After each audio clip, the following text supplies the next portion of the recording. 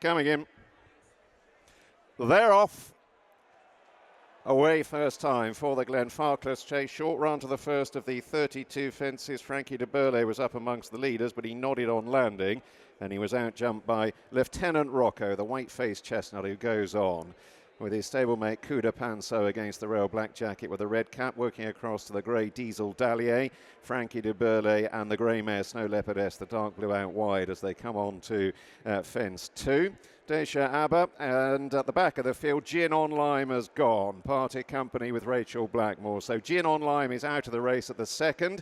Easy's Land is held up in rear hoop jacket with the white cap as they take the Birch Island fence. And Delta Work in the Jigginstown silks of maroon and white tracks the leaders as they head on towards fence 4, which is the Aintree style canal turn for the first time. And Snow Leopardess and Lieutenant Rocco push the early pace along to Frankie de Burle, Coup de Pinceau, and Delta Work, who's taken out wide to cut the corner. Closing in on the Aintree fence, leaders jumping it nimbly enough. Galvin, red cap, is just behind them with a nose-banded grey Diesel Dallier and Desha Abba. And then Foxy Jack's in a white jacket, back on the lash in the blue and white. Sheepskin noseband is caught fairly wide. Hardline is held up at this stage with Mortal, who's in the blue and yellow as they go out over fence 6. Franco de Port is in the last group of 3. He's got the white sleeves alongside Plan of Attack, and Easy's Land is last of the 15 as they continue their progress towards the end of the first 3/4 of a mile and head on with the Glenfarclas barrels behind them for the first time to fence 8. Be about, 12 or 15 lengths covering the field as they take this fairly sharp right-handed turn on towards the 9th at Timber Rail. Snow Leopardess and the white-faced chestnut Lieutenant Rocco racing 3 or 4 lengths ahead of Coup de Pinceau in 3rd, and Delta Work tracking them, going smoothly at this very early stage in 4th. Mistake from Foxy Jacks, who's all but gone. The call of gravity was strong, but somehow Ricky Doyle has managed to stay in the saddle. White jacket, he's now struggling to get his irons back, but he's still disputing 5th place with Frankie de Burle just ahead of Galvin as Snow Leopardess assumes command there with a better jump than Lieutenant Rocco. Back on the lash, got in a little bit close to that and is being bustled along now towards the rear of the field. They go on towards the 11th, which is the railed hedge and ditch. Easy's Land is last of all. He's detached by 6 or 7 lengths from the main group, and it's Snow Leopardess towards fence 11. She jumps well to Lieutenant Rocco, Delta Work, Coup de Pinceau, Frankie de Burle. Then Foxy Jack's recovering his poise after that serious error. They move on towards fence 12, which is the pole railed hedge. Easy's Land continues detached from the others.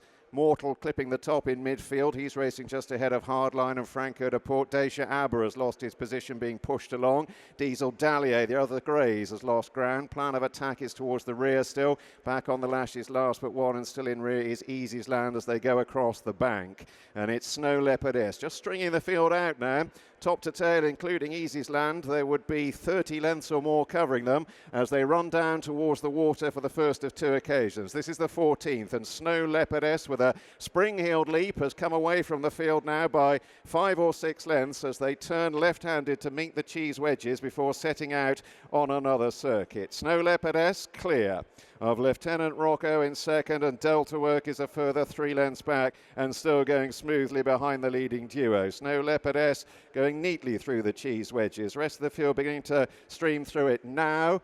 Back on the lash is still going at the back of the field with Desha Abba, but he's about to be pulled up back on the lash. Desha Abba is tailed off, and Easy's Land is out of the race as well. So setting off on their second circuit on towards the 17th, the railed hedge and ditch once again. Snow Leopardess by 3 or 4 lengths to Lieutenant Rocco. Coup de Pinceau in 3rd, Delta Work, Maroon Jacket again going out wide on this section of the track. Then Frankie de Burle to Galvin, white sleeves, red cap in midfield. Desha Abba has been pulled up.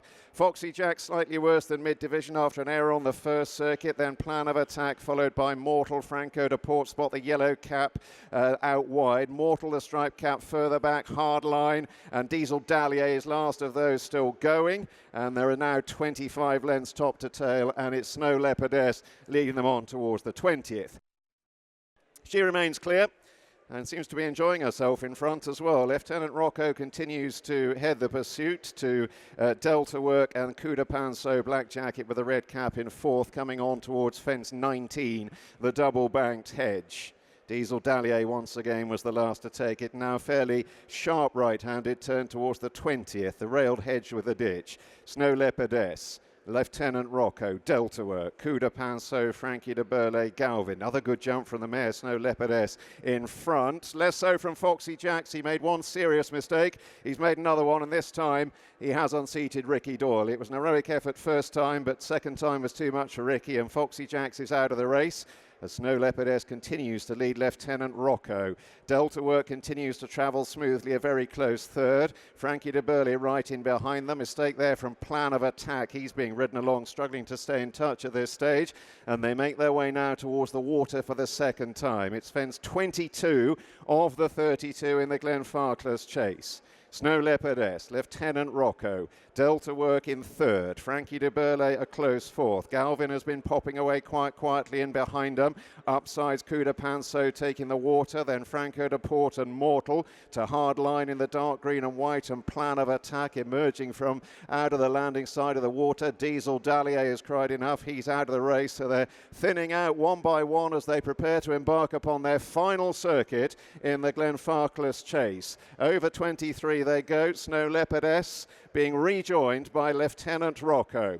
3 lengths ahead of Delta Work. Galvin has moved up onto his tail. Then Frankie de Burley out wide. From Franco de Port, Coup de Pinceau. Further back in the field to Hardline and Mortal, and Plan of Attack ridden along last of those who set out towards fence 25, the railed hedge with ditch. And it's still the grey mare Snow Leopardess and the white-faced chestnut Lieutenant Rocco. They've been pretty much the leading pair from the outset. Delta Work hunting them up with Frankie de Burley and Galvin. They round out the leading 5.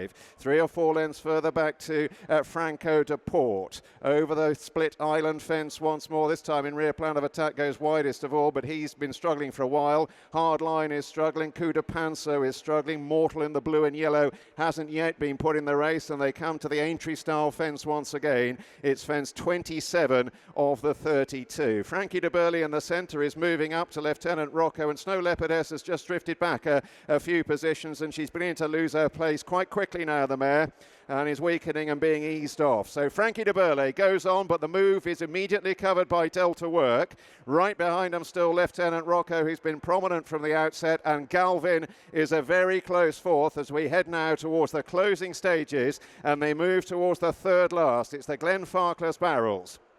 Frankie de Burley out jumping Delta Work there. A length and a half between them on landing. Delta Work, though, quickly back on the bridle as they head back onto the racecourse with 2 left to jump in the Glenfarclas Chase. Frankie de Burley stalked by Delta Work, the maroon and white. Galvin poised in behind, now a very close third. Lieutenant Rocco back in fourth. Then Franco de Port from Mortal clear as Snow Leopardess, and they're swinging for home, and it's here that Galvin and Delta Work move on together. The stablemates lock horns and they come close together off the final bend, racing down towards the 32nd and final fence of the Glenfarclas Chase, and it's Delta Work. Galvin on the near side, galvanised. They're going to rise as one. Delta Work and Galvin come away from the last together. They lock horns halfway up the run-in. Delta Work noses ahead. Galvin has got no more to offer, and it's Delta Work's date with destiny again in the Glenfarclas Chase. 3 festival wins. Delta Work sees off Galvin in a Gordon Elliott 1-2. Gordon, well done. Yeah, delighted. Listen, Delta had the experience, but Galvin was brilliant. He ran his heart out. There are 2 nice horses to come back from this race for the next couple of years, and both of them now head for the English National. Yeah, well, that was going to be my next question. That's unsurprising. I mean, would Galvin be better suited by a sounder surface, do you think, off the back of that? Look, it'd be interesting to see what they... I think it inconvenienced Delta more, the better ground, which okay. That would have made Galvin a better chance. But in fairness to Delta, he staged very well. Davey headed him over the last, and Delta put his head back down. But listen, great to have a winner. We're just short-headed in a lot of seconds and thirds. But that's the second winner on the board now, so we're happy. And Delta, has he just outstayed his stable companion there, do you think? Or in this ground he's a better horse? It looks like it, but I'd say there could be improvement in Galvin. We got a little hold up with him. he just mightn't just been as hard fit. He was fit, but mightn't be as hard fit as the other fella. A line on Keith, you've teamed up with great success in this race before. Keith is with me since he's 14 years of age. Obviously, he's gone freelance now, but great to use him again. And listen, unbeliever. Here's Gordon Watt. Thanks. Keith Donoghue is rapidly making this race his own. 3 wins with Tiger Roll and now with Delta Work. Many congratulations. How was it? Yeah, look, it was very straightforward. We went a good gallop on the ground. I had the class to travel. He went on the ground. He jumped brilliant, and it couldn't have went any easier for me. And Galvin, I saw you take a look round at Galvin at that point. Were you seeing him as the main threat in the race? Yeah, obviously looking on ratings and looking at the betting, he was my main danger. And, when I could feel something coming to me after the second last, I looked over. I was a little bit worried that it was him coming. I was hoping it'd be something else. But, when I asked my lad to go down to the last, I felt he was quickening and I knew he'd stay well. Obviously that ground was going to disadvantage Galvin, and I was a little bit slow at the last, but when he up the hill and I got a length clear, his ears were pricked, he was just doing enough. He's very good at this, isn't he? Very good. He's so quick. For a horse that probably wasn't a great jumper over a normal fence, he's brilliant over them, and it's just brilliant. Obviously, thank Gordon Elliott for putting me on him, and it's great to get a win on Cheltenham. How would you compare him over these obstacles with Tiger Roll? Probably a bit more scope. He probably jumps the fence a bit more, whereas Tiger Roll was probably quicker and threw them a bit more. Tiger didn't leave. Tiger just done enough over them, but that was his way of doing it, and he was very good. Whereas this can actually lose a little bit of time in the air, but he's still very good.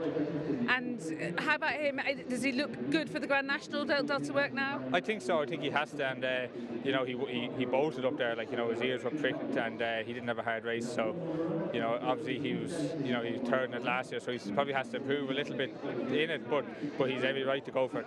Yeah, he cruised through that, didn't he? He did, yeah, he really did, yeah. Well, Keith, many congratulations, well done. Thank you, thanks. Delta Work has just won back-to-back across countries. Owner, of course, Michael O'Leary, last year's winning rider, Jack Kennedy here. That was lovely, wasn't it? It was fantastic, and this year it was great to see him win the race, whereas last year we were giving out to this fella for mugging poor old Tiger Roll jumping the last. But anyway, it's wonderful. It's great to get a winner here. I used to be very sniffy about these cross-country races. They shouldn't run them. They're rubbish. Now I'm so grateful to win one. Any little winner here at the festival is a wonderful day. But a great training performance by Gordon. He's 10, kept him for this all season long, has brought him along slowly, and today was his day. Keith gave him a great ride. He did. How was that for you, Jack? Obviously tough to watch, but delighted for the horse and Michael and Anita, Eddie and Wendy, Gordon, Keith, everyone. Delighted for them, but obviously tough to watch. I'd love to have been on him, but there's nothing we can do. So hopefully on to Aintree now, yeah. Is we Aintree have the date? him on board in Aintree. Yeah. Hopefully. So fingers crossed. And do you feel confident that you'll get there? Yeah, I think it's realistic. So hopefully we'll see how we get on anyway. Yeah. Fingers crossed. Yeah. Now, what's all this that you've been saying about Davy Russell? I read the papers. I said that couldn't be me. Look, I was asked. I was asked, should he have come out of retirement? I said, well, sorry, I got to go. Sorry, I got to go. Okay. We never got to find out. Watch live racing now on racingtv.com.